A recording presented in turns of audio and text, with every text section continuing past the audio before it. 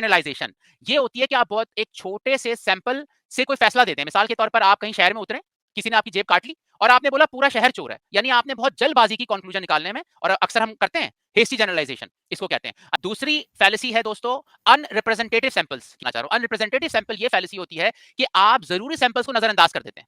मिसाल के तौर पर आप बंबई गए, बंबई में आपने कुछ अमीर लोगों से इंटरव्यू लिया, अब आपने सैंपल को छोटा रखा और बोल दिया पूरा बंबई अमीर है, यहाँ तो स्लम नहीं है। तो अनरिप्रेजेंटेटिव सैंपल ये होता है कि आपने जो असल सैंपल से उनको इग्नोर कर दिया। तीसरी फैलेसी है साउथफुल इंडक्शन की फैलेसी, तीसरे नंबर पर है दोस्तों। ये क्या होती है? ये जब होती है जब बार बार कोई वाकया हो रहा होता है और आप बोलते हो तो तफाक है, स्लॉथफुल इंडक्शन कहते हैं इसको। यानी एक बंदा मैथ्स में बच्चा बार बार पास हो रहा है और आप बोलते हो यार ये तो इत्तेफाक है, तो मैथ में कमजोर है, हालांकि आपके सामने हो रहा है वाकया। फिर फैलेसी ऑफ एक्सक्लूजन है, ये चौथी फैलेसी है, फैलेसी एक्सक्लूजन। इसमें क्या करते हैं कि आप क्या करते हैं कि आप जो है ना एक्सक्लूड कर देते हैं इंपॉर्टेंट एविडेंस, ताकि आपकी दलील मजबूत रहे जानबूझकर।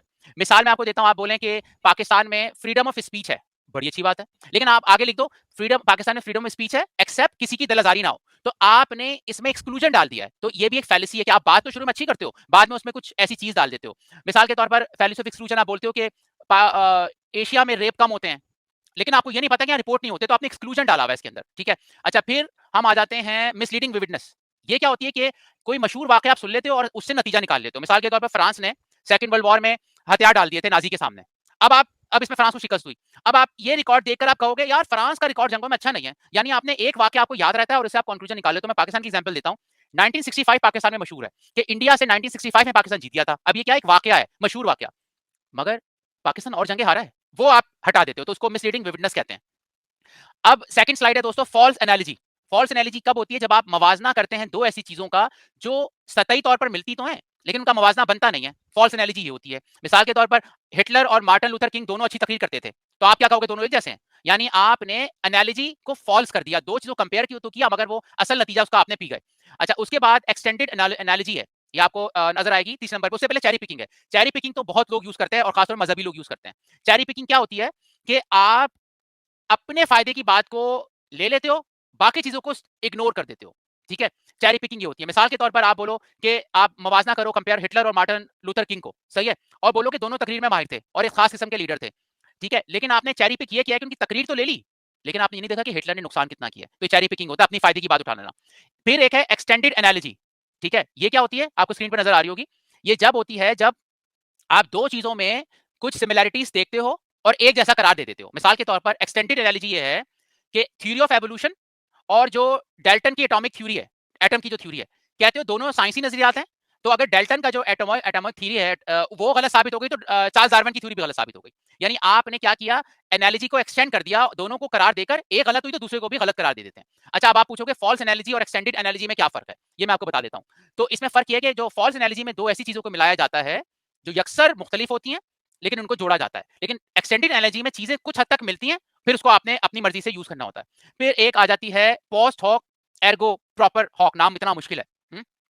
ये कब होती है? जब आप अकली तौर पर एक वाकया होता है, दूसरा वाकया होता है, तो आप समझते हो पहले वाकये की वजह से दूसरा वाकया हुआ है। मिसाल के तौर पर किसी का बच्चा पैदा हुआ और उसकी जॉब लग गई, तो वो ये कहेगा अरे मेरी जॉब इसलिए लगी क्योंकि बच्चा पैदा हुआ है। अक्सर होता है ना हमारे माशरे में कि चलो बच्चा पैदा हुआ, जॉब लग गई, इस वजह से जॉब लगी क्योंकि बच्चा पैदा हुआ है।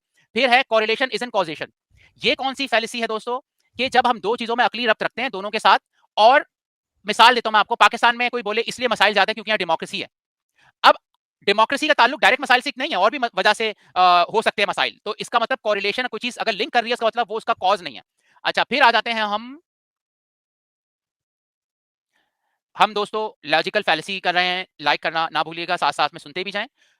फैलेसी ऑफ सिंगल कॉज, ये जब होती है जब आप कोई वाकया हुआ है, कॉम्प्लेक्स वाकया हुआ है, तो आप उसकी वजह जानने के बजाय सिर्फ एक रीजन दे दो, इसको बोलते हैं पॉलिसी ऑफ सिंगल कॉज। मिसाल के तौर पर जो सलीबी जंगें हुई थी, हम समझते हैं कि वो ईसाइयों और मुसलमानों की जंगें थी, लेकिन उसका एक रीजन नहीं है, बल्कि उस वक्त चर्च अपनी ताकत बढ़ाना चाहता था, जो यूरोपियन अशराफिया थे, एलीट क्लास, वो अपने जमीनों के लालच के चक्कर में थे, तजारती रास्तों का चक्कर था, सही है। फैलेसी ऑफ सिंगल कॉज बड़ी इंपॉर्टेंट फैलेसी है।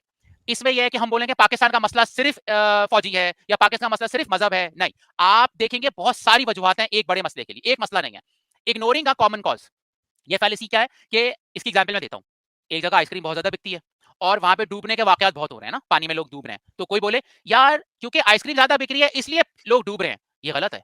कॉमन कॉज गर्मी है, क्योंकि गर्मी के मौसम में लोग आइसक्रीम भी खाते हैं और पानी में तैरने भी जाते हैं, तो आपने कॉमन कॉज को इग्नोर कर दिया। फिर है प्रोजेक्शन बायस। प्रोजेक्शन बायस क्या होता है कि हम ये मान लें कि अगर एक वाक्य ठीक चल रहा है तो मुस्तकबिल में ऐसे ही होगा। मिसाल के तौर पर अगर जहाज ठीक चल रहा है और उसके इंजन की हालत ठीक है, हम समझेंगे भाई ये तो ऐसे ही चल रहा है। इसको प्रोजेक्शन बायस कहते हैं। आपका बायस है ना, आप मजीद तहकीकात नहीं कर रहे। फिर एक रिसेंसी बायस है।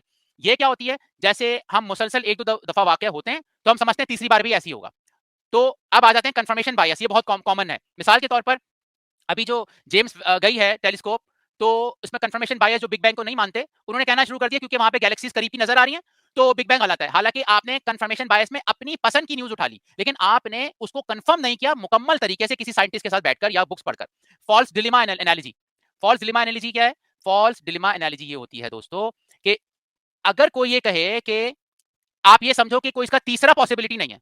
कोई आपसे बोले यार कि कोई बोले कि भाई हमारी कि ये काम, ये पार्टी ठीक नहीं कर रही, तो आप बोल दो तुम गद्दार हो।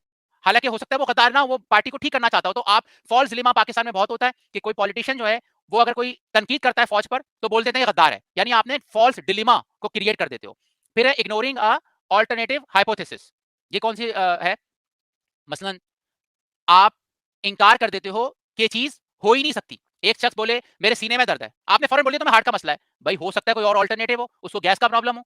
अच्छा, एड हॉक रेस्क्यू फैलेसी कौन सी होती है? एड हॉक रेस्क्यू फैलेसी होती है कि अक्सर लोग बात करते हैं कि उनको गलत साबित करने लगता है तो वो एक ऐसी बात बीच में शामिल कर लेते हैं कि वो झूठा साबित हो जाए। मिसाल के तौर पर कोई किसी जालिम लीडर के खिलाफ बात कर रहा है, ठीक है, वो जुल्म ढा रहा है, तो आप उसको लिंक दे दो कि यार इसने ये बात इस अखबार में बोली। तो आप एड हॉक रेस्क्यू क्या करोगे? आप बोलोगे अरे ये अखबार तो वेस्टर्न की साजिश है। यानी आपने उस बंदे की जो बात है उसको अपनी ऐड कर दिया कि ये कह के कि ये वेस्टर्न की साजिश है। फिर आप बोलो कि नहीं ये बंदा तो लिख रहा है, पहले भी लिखता था। आप बोलो नहीं क्योंकि ये गद्दार है, तो ये एड हॉक होता है। अच्छा, एड हॉक को साइंसदान भी इस्तेमाल करते हैं, मगर उसका वजह दूसरी होती है। मिसाल के तौर पर आइंस्टाइन ने जो थ्योरी ऑफ रिलेटिविटी पेश की थी उसमें एड हॉक ऐड किया था, यानी वो डार्क एनर्जी से ताबीर करते हैं। तो एड हॉक फैलेसी साइंसदान अक्सर इस्तेमाल नहीं करते, लेकिन हम लोग करते हैं। फिर हम आ जाते हैं स्ट्रॉ मैन फैलेसी। दोस्तों स्ट्रॉ मैन फैलेसी क्या होती है? स्ट्रॉ का मतलब होता है तिनका। तो आप सामने वाले की बात जीतने के लिए क्या करते हो? मिसाल मैं आपको देता हूं, कोई किसी ने बोला यार इंसान का एवोल्यूशन हुआ है, तो आप इसको समझने के बजाय बोलो कि आप बंदर की औलाद हो। यानी आपने क्या किया, अपनी तरफ से उसकी बात को कमजोर, दलील को कमजोर करने के लिए ना आपने स्ट्रॉ डाल दिया उसके अंदर ताकि उसकी बात गलत साबित हो जाए। सर्कुलर रीजनिंग क्या होता है? ये तो सबसे ज्यादा जरूरत है कि भाई किताब जो है ये किसने लिखी है? गॉड ने लिखी है। इसका सबूत क्या है? आप बोलो गॉड ने कहा कि गॉड की किताब है। सर्कुलर रीजनिंग होती है। एड होमिनम क्या होती है? जाती हमले करना। मिसाल के तौर पर Isaac Newton, welcome. Isaac Newton ने कोई अच्छी बात कर दी, अब मैं कॉलर हूं, मैं अब न्यूटन पे पर्सनल अटैक करूंगा। इसी एग्जांपल ये देते हैं, कोई बंदा बहुत अच्छी बातें कर रहा है, आप उसका मजाक उड़ाने लग जाओ, अरे तुम्हें तो अपना जूते का लेस बांधना नहीं आता है। यानी आपने उसका मजाक उड़ाना शुरू कर दिया कि तुम्हें तुम्हें शर्ट का बटन लगाना नहीं आता, तुम कैसी अच्छी बात कर सकते हो। ये एड होमिनम फैलेसी कहलाती है। स्लिपरी स्लो फैलेसी क्या होती है? इसी एग्जांपल में देता हूं आपको।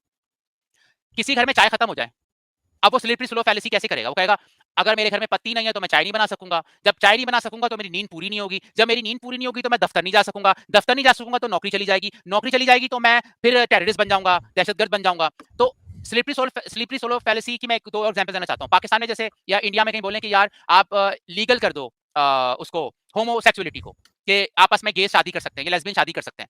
तो इसमें स्लिपरी स्लो फैलेसी बहुत यूज होती है। क्या यार पूरा पाकिस्तान, पूरा इंडिया ही होमोसेक्सुअल हो जाएगा? यानी आपने एक बात को इतना बड़ा बना देते हो, हैं? इसको कहते हैं स्लिपरी स्लो फैलेसी। मिसाल के तौर पर पाकिस्तान में बोलो कि यार औरत को आजादी दे दो कपड़े पहनने की, तो स्लिपरी स्लो फैलेसी क्या होगी? अब तो वो कपड़े पहनेगी नहीं, आपने उसको आजादी दे दी, तो आप स्लोप कर जाते हो, बात को बहुत आगे तक ले जाते हो। दोस्तों ये लास्ट स्लाइड है, फिर हम इस फैलेसी को प्रेजेंटेशन खत्म करेंगे। अब रेड रेड हेरिंग फैलेसी क्या होती है? जब आप जानबूझकर किसी की बात को कहीं और ले जाते हो और असल बात से क्या करते हो, उसको डिविएट कर लेते हो। मिसाल आपको मैं दे रहा हूं, किसी ने बोला कि झूठ बोलना गलत है? तो आप पता क्या बोलोगे? आप ये नहीं कहोगे झूठ बोलना गलत है, आप बोलोगे अच्छा तो अखलाकियात की डेफिनेशन बताओ। यानी आप रेड हेरिंग करोगे, उसकी बात को फलसफियाना अंदाज में ले जाओगे। एक बैंड वैगन फैलेसी है, ये जब होती है कि ये जब इस्तेमाल होती है कि आप कहो कि यार ये तो बहुत सारे लोग मानते हैं तो मैं भी मान रहा हूं, उसमें क्या हुआ? जैसे रिलीजन में लोग यूज करते हैं ना कि बहुत सारे लोग हिंदू होते हैं तो मैं हिंदू, तो क्या हुआ? बहुत सारे लोग मुसलमान होते हैं। बैंड वैगन फैलेसी होती है कि अक्सरियत अगर काम कर रही है तो वो ठीक होगा। अपील टू अथॉरिटी फैलेसी क्या होती है? जैसे माइकल बी ही है, एक साइंटिस्ट है, आई डोंट नो साइंटिस्ट है कि नहीं है, लेकिन काफी पढ़ा लिखा है, वो एवोल्यूशन का इनकार करता है। तो आप बोलो माइकल बी ही ने ये बात कर दिया तो सही होगी, सदगुरु ने ये बात कर दी तो सही होगी, मोदी जी ने बात सही कर दी है तो सही होगी, इमरान खान ने बात कर दी तो सही होगी। यानी आप अथॉरिटी इस्तेमाल करते हो अपनी बात को ठीक साबित करने के लिए। अपील टू ट्रेडिशन फैलेसी क्या होती है? अपील टू ट्रेडिशन फैलेसी होती है कि यार ये तो हमारा चला आ रहा है तो क्या हो गया? मिसाल के तौर पर गुलामी गलत है, तो कहा जाएगा उस जमाने में गुलामी थी इसलिए वो उस वक्त एक्सेप्टेबल थी, तो आप ट्रेडिशन जो होता है उसको फैलेसी यूज करते हो। अच्छा, अपील टू इमोशन फैलेसी भी है। अपील टू इमोशन फैलेसी क्या है? मैं आपको एग्जांपल देता हूं, कोई कम्युनिस्ट से बहस कर रहा है, तो कम्युनिस्ट के पास दलाइल खत्म हो जाते हैं, सही है? तो कम्युनिस्ट कहेगा यार तुम्हारे अंदर तो गरीबों का दर्द ही नहीं है। यानी अगर कम्युनिज्म पे डिबेट हो रही है तो वो आपको इमोशनली ब्लैकमेल करेगा, बोलेगा तुम्हें तो गरीबों का दर्द ही नहीं है। ये अक्सर हम फैलेसी यूज करते हैं। फिर रफली फैलेसी जो है वो अपील टू इग्नोरेंस फैलेसी है, जो लिखी हुई नहीं है मैंने, बस रफली मैं 1 मिनट और लूंगा। अपील टू इग्नोरेंस है कि आपको इग्नोरेंस है, चीज का पता नहीं है और आप बोल दो ये बात सच है। फिर एक सबसे जो मेरी फेवरेट फैलेसी है, फैलेसी फैलेसी। कैसे? फैलेसी फैलेसी भी एक फैलेसी होती है। फर्ज करो दोस्तों, आपकी किसी से डिबेट हुई और उसने स्ट्रॉ मैन फैलेसी यूज की, ठीक है? स्ट्रॉ मैन फैलेसी क्या होती है कि आपने उसकी बात को अपने अंदाज से बोल दिया कि एवोल्यूशन है तो तुम बंदर की औलाद हो। इसका ये मतलब नहीं है कि वो और बातें आप उसकी इग्नोर कर दो, मे बी वो और बातें अच्छी कर रहा हो।